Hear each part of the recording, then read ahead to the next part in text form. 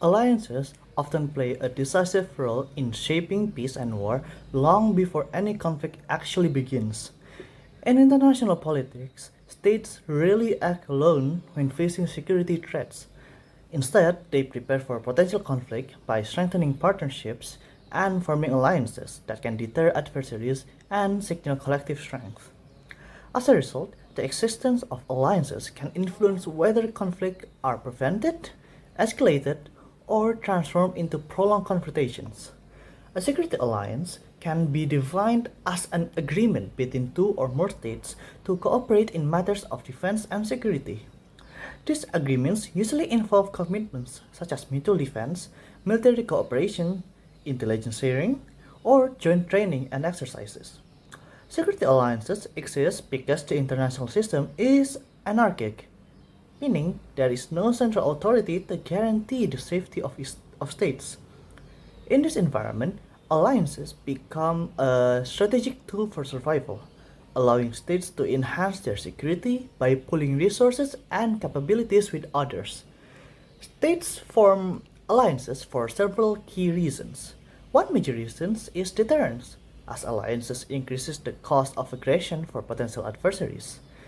Alliances can also Alliances also allow states to share military and economic burdens, reducing the pressure on individual states to defend themselves alone. In addition, alliances can enhance political influence, legitimacy, and strategic stability, particularly for smaller or weaker states that seek protection from stronger partners. Security alliances can take different forms. Some are formal, based on written treaties and clear defense commitments, such as NATO, which operates under the principle of collective defense. Others are informal, relying more on political understandings and cooperation rather than binding legal obligations. Examples of security alliances include NATO in the Euro-Atlantic region and ASEAN, which represents a regional approach to security cooperation in Southeast Asia through dialogue and consensus rather than military integration. Now, this presentation addresses the central question of whether security alliances contribute more to peace or to conflict in international relations. By examining the theoretical perspectives, alliances functions, and real-world case studies such as NATO and ASEAN. This video aims to evaluate the overall impact of security alliances on global and regional stability. Let's look at security alliances through different IR theories, which help explain why states form them and what impact they have. From a realist approach to international relations, alliances are not simply a means of enhancing power or providing support for another state, but rather a mechanism of self-help for sovereign states in an anarchic environment. Therefore, alliances such as NATO have been established to balance the threat of other states, but realists maintain that these alliances are temporary by nature and will only exist until member states' national interests change. While alliances provide for the management of power among states, they do not guarantee long-term peace. In contrast, liberal perspectives place a greater emphasis on the positive aspects of alliances. They create an environment conducive to cooperation and trust, thereby reducing the potential for armed conflict. For example, NATO has been established not just for military reasons, but for political purposes through the establishment of collective decision-making processes, thereby providing for long-term stability for their member nations. According to constructivism, alliances help to define which states identify as the same as each other and develop cooperative patterns of behavior towards one another while also defining how those states perceive each other. This definition of a state's identity or behavior of fellow members of the alliance ultimately reduce the potential for dissensions or conflict and create influence over alliances through shared identity. In summary, alliances can be viewed as tools of political power, cooperation, or identity through various theoretical perspectives of international relations. Each theory contributes to how alliances shape international relations differently. Okay, Next, I will explain the function and role of the alliance. This refers to an agreement involving two states or more in an informal or formal arrangement concerning security matters. In most cases, these are created in order to allow mutual benefit concerning issues affecting security, particularly in responding to shared threat and uncertainty in the international system. Collective defense is one of the major roles of security alliance. This obligates members to aid each other if any country among them is attacked. Consequently, such an alliance acts as deterrent to any country that would wish to attack them, since they will be facing an alliance and not a country. This collective response increases the cost of aggression and strengthens the security of member states. Another major role that alliance play is that of deterrent or the prevention of conflict. When nations with military strength, intelligence, and capabilities come together, it acts as a deterrent toward possible enemies. The existence of strong alliance can be a preventative factor against war that lead to peace, as potential adversaries are discouraged from initiating hostilities. Security alliances are also involved in conflict management and maintenance of peace. Member states can collaborate in responding to crises, humanitarian missions, and post-existing conflict rebuilding. By collaborating and planning together, states can manage conflict before they actually occur, thereby reducing the likelihood of the escalation. At last, alliance facilitate cooperatives in politics as well as trust building for member states. On the one hand, alliance may induce peace through cooperation and dialogue. On the other hand, alliance may heighten tension between member and non-member states, particularly if such tension escalates into rivalry and a security dilemma. In general, the security alliance functions as an important tool of international security, conflict regulation, and international force governance, shaping interaction among states and enforcing global and regional stability. Thank you. So hi, I'm Mira. So to understand how security alliance shape our world, we must look at the most powerful example, which is NATO. NATO established in 1949 and an ironclad legal commitment to collective defense. Its heart is Article 5, which states that an armed attack against one member is attack against all. So in its 75 history, this has only been officially invoked once after the 9/11 attacks, proving that the primary role of an alliance is to prevent war before it even begins. So what does actually NATO do? It serves three core tasks, which is the first one is deterrence and defense, the second one is crisis management and cooperative security. So deterrence means showing any potential aggressor that the cost of conflict is far too high. So crisis management allows the alliance to stabilize regions even outside its border, like in Kosovo. Finally, the cooperative security involves working with partners to modernize their defense, so a role that has become vital in our current global climate. NATO, or the North Atlantic Treaty Organization, was founded in the aftermath of the Second World War to maintain peace and freedom and prevent conflict.